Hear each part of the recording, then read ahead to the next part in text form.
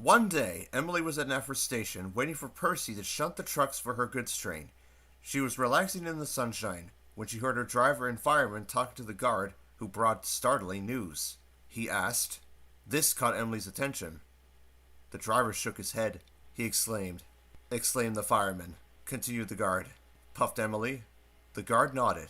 Just then, Percy shunted Emily's goods train right behind her, and at that moment, the signal rose to show that the line was clear. The driver and fireman climbed into Emily's cab.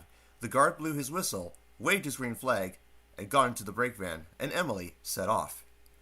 By the time they had gone through Henry's tunnel, the train was running smoothly, and the trucks were behaving well. Further along the line, the road and railway were beside each other, with only a stream between them. Emily was puffing along the line when a flash of color on the road ahead caught her eye. She tried to go faster for a better look. Said her driver. Panted Emily. Laughed the driver, but he opened the regulator and began to draw level. There were 2 men and a woman in the car. They waved at Emily when they saw her and tried to go faster. Said the fireman. Then the driver had an idea. He said. Quickly, he wrote the note and they put it in the fireman's empty lunchbox. Then drawing ahead of the car, Emily whistled to attract the signalman's attention.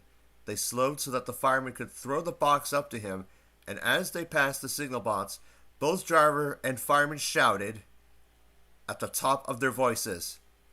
By now the stolen car had gone well ahead, and Emily had not seen it again.